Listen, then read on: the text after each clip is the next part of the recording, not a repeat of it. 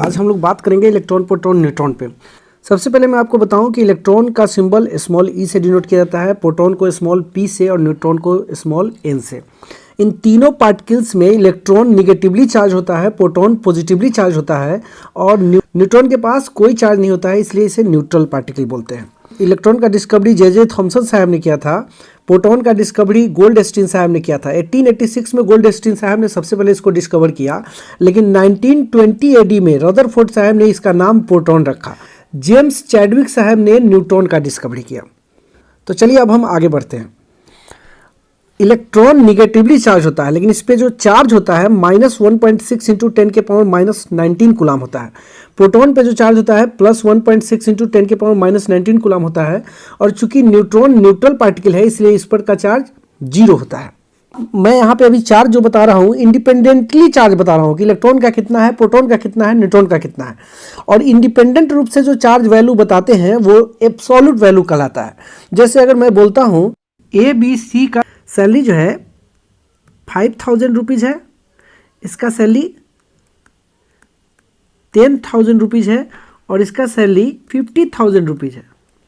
आप देख सकते हैं तीनों के सैलरी को हमने लिखा, तीनों का इंडिविजुअल सैलरी इंडिपेंडेंट तौर पे लिखा हुआ है। किसी के सैलरी को बताने के लिए किसी दूसरे के सैलरी से कोई लेना देना नहीं है, तो ये सैलरी जो है एब्सोल्यूट सैलरी कहलाएगा। लेकिन अगर आप तीनों के सैलरी को कंपेयर कर देंगे, तीनों के सैलरी को अगर रेशियो कर देंगे, तीनों के सैलरी को रिलेट करेंगे, तो जो सैलरी मिलेगा उसको रिलेटिव सैलरी कहा जाएगा। तो देखिए कैसे हम लोग रिलेटिव सैलरी निकालेंगे। रिलेटिव सैलरी निकालने के लिए तीनों के सैलरी में जो कॉमन फैक्टर होगा, हाईएस्ट कॉमन फैक्टर, उसको हम लोग हटा लेंगे। हटाने के लिए उस हाईएस्ट कॉमन फैक्टर से डिवाइड करेंगे। तो आप देख सकते हैं 5000 इसमें भी है, 5000 इसमें भी है, 5000 इसमें भी है। तो इससे डिवाइड करेंगे तो यहाँ पे 1 मिलेगा, यहाँ डिवाइड करेंगे तो 2 मिलेगा और यहाँ पर डिवाइड करेंगे तो 10 मिलेगा।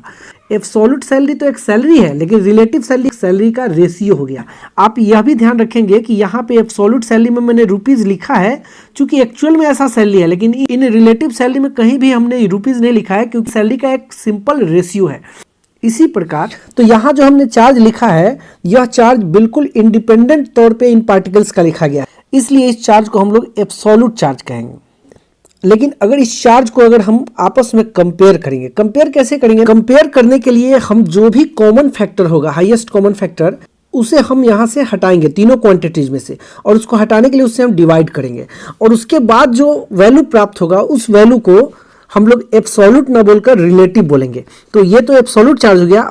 अब देखिए रिलेटिव चार्ज हम लोग कैसे निकालेंगे। आप देख सकते हैं 1.6 इंटू 10 के पावर -19 कूलाम इलेक्ट्रॉन के चार्ज में भी है, 1.6 इंटू 10 के पावर -19 प्रोटॉन के चार्ज में भी है, और 0 में सारी संख्या है। जब हम रिलेटिव चार्ज निकालने के लिए इसे डिवाइड करेंगे तो यहाँ पे मिलेगा हमको -1, यहाँ पे हमको मिलेगा +1 और यहाँ पर मिलेगा 0। एब्सोल्यूट चार्ज में आप देख सकते हैं कि हमने यूनिट कूलाम का यूज किया, लेकिन यहाँ पे कोई यूनिट यूज नहीं किया। यूनिट इसलिए नहीं यूज किया क्योंकि यह एक रेशियो है। अब इसी तरह से हम आपके सामने मास लिखते हैं। इलेक्ट्रॉन का मास जो होता है 9.109 into 10 to the power -31 kilogram होता है। प्रोटॉन का mass 1.6726 into 10 to the power -27 kilogram होता है। और न्यूट्रॉन का mass 1.6749 into 10 to the power -27 kilogram होता है। आप देख सकते हैं इन तीनों पार्टिकल्स में सबसे ज़्यादा मास जो है न्यूट्रॉन का है। यहाँ पे 1.6726 है और यहाँ पे 1.6749 है। तब जबकि प्रोटॉन न्यूट्रॉन का मास एक दूसरे के काफ़ी क्लोज है, लेकिन आप दोनों में कंपेयर करके देखेंगे तो न्यूट्रॉन का मास प्रोटॉन के मास से थोड़ा सा ज़्यादा है। इस प्रकार तीनों पार्टिकल्स में सबसे ज़्यादा मास जो है न्यूट्रॉन का है।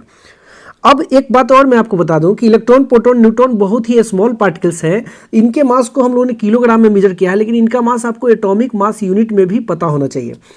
1 एटॉमिक मास यूनिट जो होता है 1.67 into 10 to the power -27 kilogram के बराबर होता है।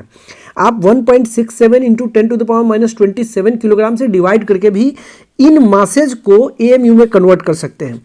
देखिए इलेक्ट्रॉन का मास AMU में होता है 0.000549 AMU।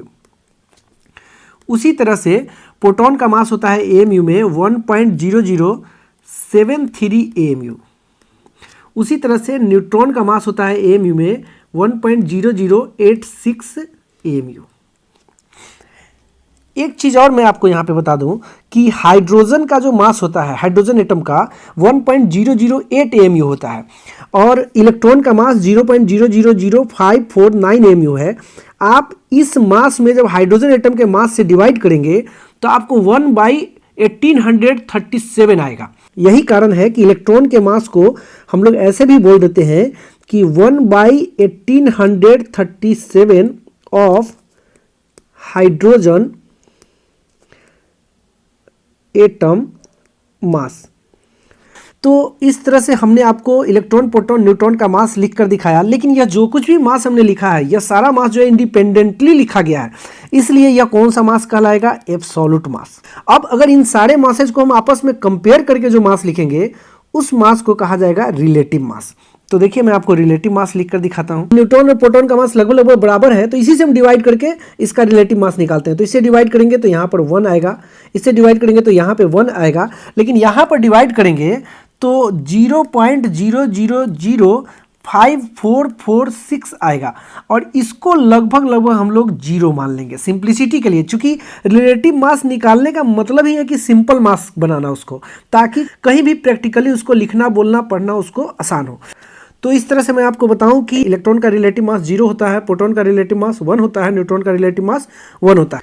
एक बार मैं फिर आपको सिंबल लिख के दिखाऊंगा। आपको याद होगा कि इलेक्ट्रॉन का सिंबल E, प्रोटॉन का सिंबल P और न्यूट्रॉन का सिंबल N। लेकिन इस बार जो हम सिंबल लिखेंगे उसमें हम इसका मास और चार्ज भी दिखाएंगे। और कौन सा मास चार्ज दिखाएंगे? जो रिलेटिव वाला है। तो याद होगा इसका रिलेटिव चार्ज कितना होता है? -1। इसका रिलेटिव चार्ज कितना होता है? +1। इसका रिलेटिव का चार्ज कितना? 0।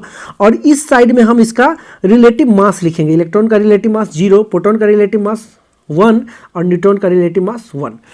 इस तरह से दोस्तों मैंने इस वीडियो में आपको इलेक्ट्रॉन, प्रोटॉन, न्यूट्रॉन तीनों को कंपेयर करके, आज के वीडियो में इतना ही। फिर मिलेंगे अगले वीडियो में नए टॉपिक के साथ।